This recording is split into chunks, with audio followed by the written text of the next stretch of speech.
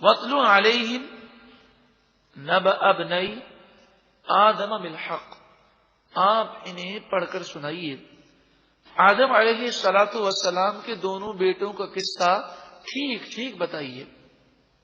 حضرت آدم علیہ السلام کے دو بیٹے قابیل اور حابیل۔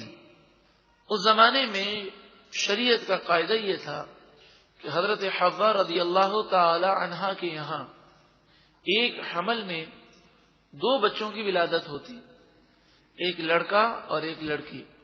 تو قاعدہ یہ تھا کہ جو ایک ساتھ لڑکا لڑکی پیدا ہوئے یہ آپس میں بھائی بہن ہیں، اور دوسرے حمل کا لڑکا اور لڑکی ان کا آپس میں نکاح ہو سکتا ہے، یعنی ایک حمل کا لڑکا دوسرے حمل میں پیدا ہونے والی لڑکی سے نکاح کر سکتا ہے، یہ قاعدہ تھا۔ قابیل کے ساتھ جس لڑکی کی پیدائش ہوئی اس کا نام اقلیمہ مفسرین نے لکھا، اور حابیل کے ساتھ جس لڑکی کی پیدائش ہوئی اس کا نام مفسرین نے لیودا لکھا۔ اب مسئلہ یہ تھا کہ قابیل نے اپنی بہن سے نکاح کرنا چاہا، بہن سے مراد وہ لڑکی ہے جو اس کے ساتھ پیدا ہوئی، تو اس نے کہا کہ میں اس سے نکاح کروں گا۔ حضرت آدم علیہ الصلوۃ والسلام نے فرمایا کہ یہ تیری سگی بہن ہے، اس سے نکاح نہیں ہو سکتا، اس سے حابیل نکاح کرے گا اور تو اس لڑکی سے نکاح کرے گا جو حابیل کے ساتھ پیدا ہوئی ہے۔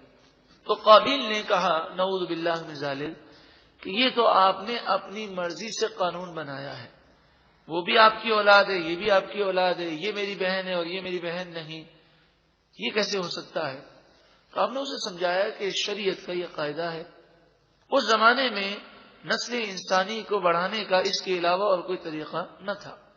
یہ نہ مانا تو آپ نے فرمایا اچھا ایسا کرو کہ تم دونوں قربانی پیش کرو، جس کی قربانی اللہ کی بارگاہ میں مقبول ہوگی اس کا نکاح ہم اسے کر دیں گے۔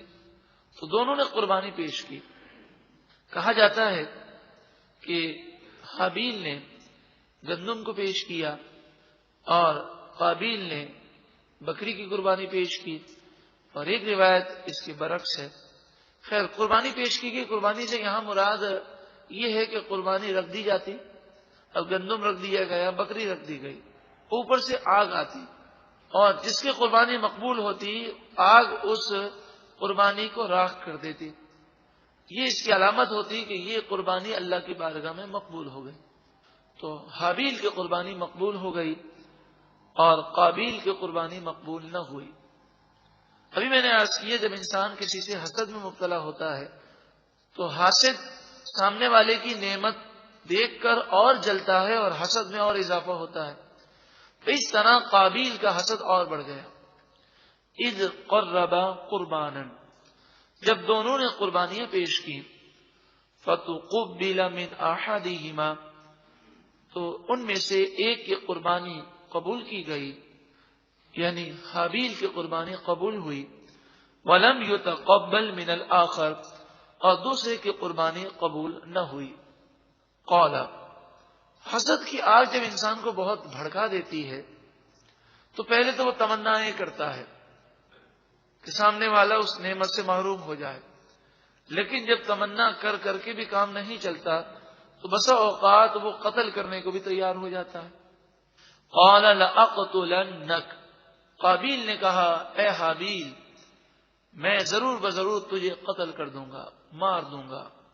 قال، حابیل نے جواب دیا کہ اس میں اتنے جلنے کی بات کیا ہے، اس میں میرا کیا قصور ہے؟ قربانی ہم دونوں نے پیش کی، میری قربانی مقبول ہوئی، تیری قربانی رد ہو گئی۔ اگر تو نیک ہوتا، پرہیزگار ہوتا اور والد صاحب کا فرما بردار ہوتا تو تیری بھی قربانی قبول ہو جاتی۔ انما یتقبل اللہ من المتقین، اللہ تو پرہیزگاروں ہی کی قربانی قبول فرماتا ہے۔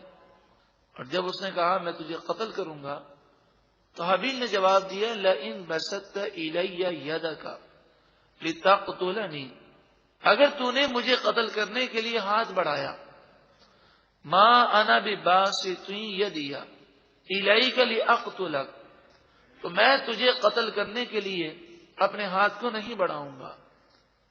تو اگر مجھے قتل کرنا چاہے گا تو میں جواب میں تجھے قتل نہیں کروں گا، یہ حابیل نے اس لیے فرمایا کہ حابیل زیادہ توانا تھے، زیادہ طاقتور تھے، اگر وہ چاہتے تو قابیل کے اس کہنے پر ہی وہ قتل کر دیتے، لیکن انہوں نے کہا کہ تو مجھے قتل کرنا چاہتا ہے اس لیے میں مار دوں اور زمین میں پہلا خون میں کر لوں، یہ میں پسند نہیں کرتا۔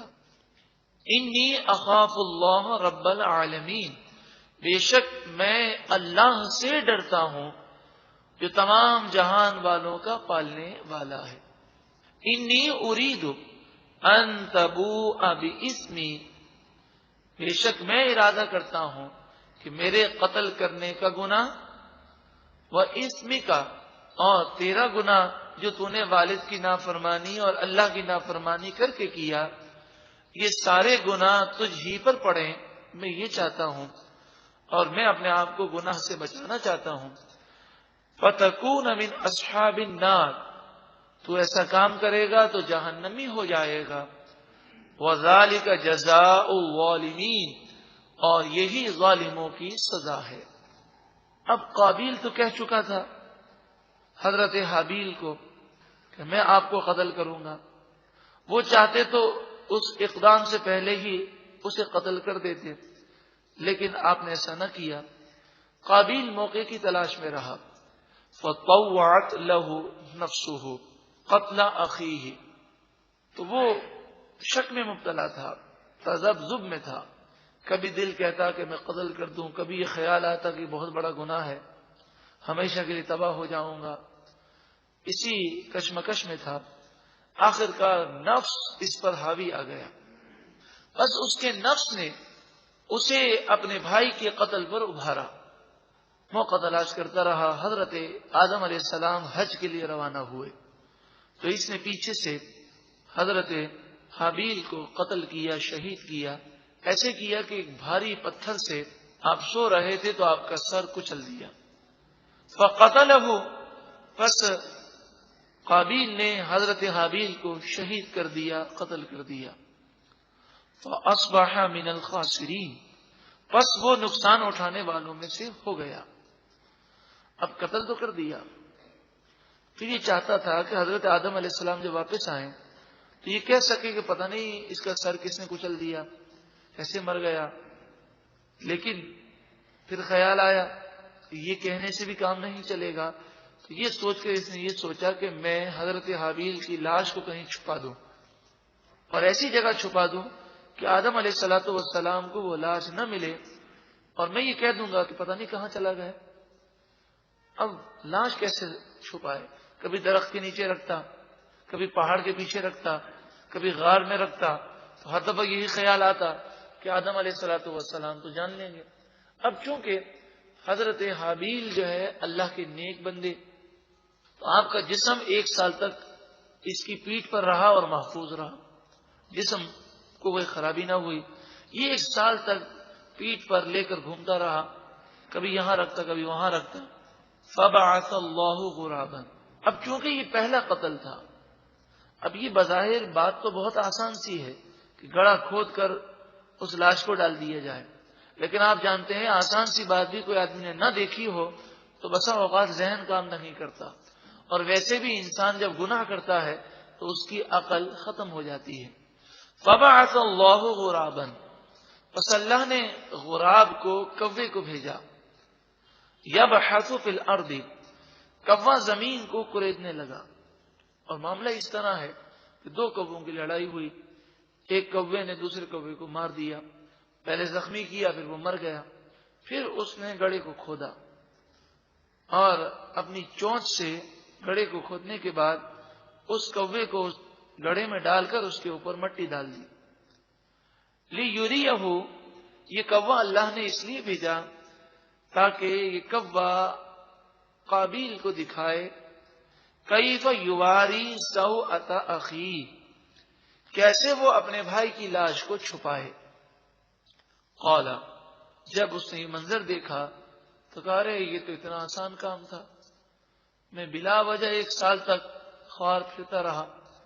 یا ویلتا، ہائے افسوس، اعجزت ان اکون مثل هذا الغراب فاواری سوءۃ اخی، میں تو اس کوے سے بھی عاجز اور نادان ہوں کہ اپنے بھائی کی لاش کیسے چھپاؤں، مجھے معلوم ہی نہ تھا۔ فاصبح من النادمین، پس وہ شرمندہ ہو گیا۔ یہ شرمندگی قتل پہ نہ تھی بلکہ قتل کے بعد اس مشقت اٹھانے پر تھی۔ پھر قابیل کے پاس شیطان آیا اور شیطان نے کہا، دیکھو حضرت حابیل کی قربانی کو آگ نے اس لیے اٹھا لیا تھا کہ حضرت حابیل آگ کی پوجا کیا کرتے تھے، نعوذ باللہ من ذالک۔ تو پھر قابیل آگ کی پوجا میں مبتلا ہو گیا اور اس طرح یہ ایمان سے محروم ہو گیا۔ تو نبی علیہ السلام کی بے ادبی، اللہ کی نافرمانی، حسد اور قتل نے، ان گناہوں نے اسے تباہ کر دیا۔ لیکن اگر آپ دیکھیں ان تمام گناہوں کی جو جڑ ہے وہ حسد ہے، کہ حسد کی وجہ سے ہی اس نے اللہ کی نافرمانی کی، حسد کی وجہ سے آدم علیہ السلام کی توہین کی، حسد کی وجہ سے قتل کیا، اور پھر اسی حسد نے اسے اتنا دین سے دور کر دیا کہ یہ آگ کا پجاری بن گیا۔ تو حسد ام الامراض ہے، بے شمار برائیوں کی جڑ ہے۔ اللہ تعالی ہمارے سینوں کو مسلمانوں کے حسد سے محفوظ فرمائے اور سینوں کو پاک فرما دے۔ من اجل ذالک، اسی وجہ سے کتبنا علی بنی اسرائیل، ہم نے بنی اسرائیل پر فرض کیا، انہ من قتل نفسا بغیر نفس، کہ جو کوئی کسی جان کو ناجائز قتل کرے، او فساد فی الارض، ایک ایسے شخص کو قتل کرے جس نے زمین میں فساد بھی نہیں کیا، فکأنما قتل الناس جمیعا، پس گویا کہ اس نے ساری انسانیت کو قتل کیا، ومن احیاہا، اور جس نے کسی جان کو زندہ کر دیا یعنی بچا لیا، فکأنما احیا الناس جمیعا، گویا کہ اس نے تمام انسانوں کو زندہ کر دیا۔ تو ایک مسلمان کی جان بچانا یہ ساری انسانیت کو زندہ کرنا ہے، اور ایک مسلمان کا قتل کرنا ساری انسانیت کا قتل کرنا ہے۔ یہاں تک قتل اتنا بڑا جرم ہے کہ اگر ایک مسلمان کے قتل میں ساری دنیا شامل ہو جائے اور وہ ناجائز قتل ہو، حدیث پاک میں فرمایا اللہ تعالی تمام انسانوں کو جو اس قتل میں شامل ہوں گے، اس پر راضی ہوں گے، اس پر خوش ہوں گے، اس کی ترغیب دینے والے ہوں گے، سب کو اللہ تعالی جہنم میں داخل فرمائے گا۔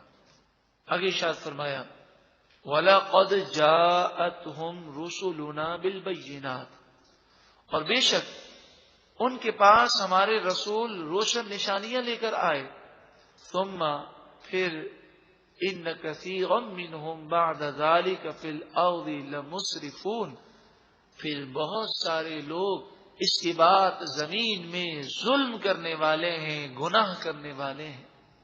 ان ظلم کرنے والوں اور گناہ کرنے والوں میں ڈاکو بھی ہیں اور اسلامی گورنمنٹ کے باغی بھی ہیں، جن کا مقصد ملک کو کمزور کرنا ہے۔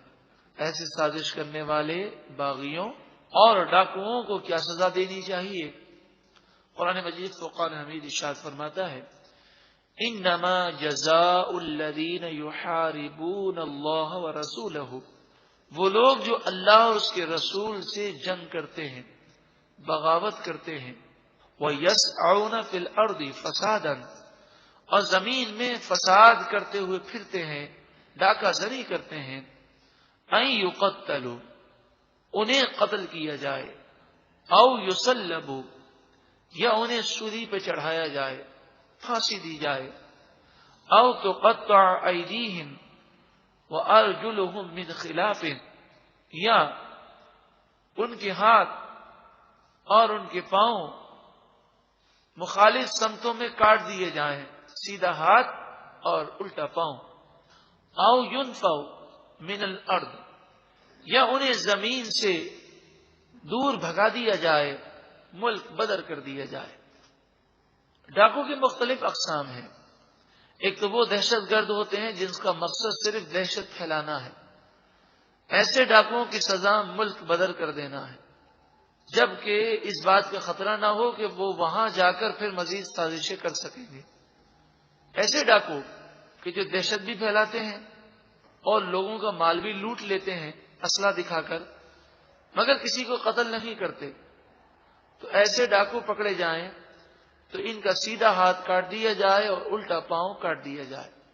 اور جو ڈاکو دہشت بھی پھیلاتے ہیں، مال بھی لوٹتے ہیں، انسانوں کو مار بھی دیتے ہیں، وہ جب پکڑے جائیں تو انہیں قتل کر دیا جائے اور 3 دن تک ان کی لاش سولی پر چڑھا کر لوگوں کے لیے عبرت کا نمونہ بنا دی جائے. ذالک لہم خزی فی الدنیا، یہ دنیا میں ان کے لیے رسوائی ہے. وَلَهُمْ فِي الْآخِرَةِ عَذَابٌ عَظِيمٌ، اور آخرت میں ان کے لیے بڑا عذاب ہے. إِلَّا الَّذِينَ تَابُوا مِن قَبْلِ أَن تَقْدِرُوا عَلَيْهِمْ، مگر وہ لوگ کہ جو گرفتار ہونے سے پہلے توبہ کر لیں اور نیک بن جائیں اور حقوق العباد کی معافی تلافی کر لیں تو پھر ان کے لیے یہ سزائیں نہیں ہوں گی. فَاعْلَمُوا، پس خوب جان لو، ان اللہ غفور الرحیم، بے شک اللہ بخشنے والا مہربان ہے.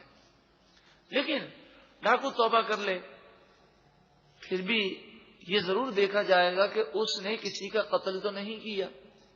اگر توبہ کرنے کے بعد بھی یہ معلوم ہو کہ پہلے اس نے کسی کا قتل کیا تھا، تو اب اگر اس مقتول کے ورثاء قصاص کا مطالبہ کریں گے تو ڈاکو کو قصاص میں قتل کر دیا جائے گا.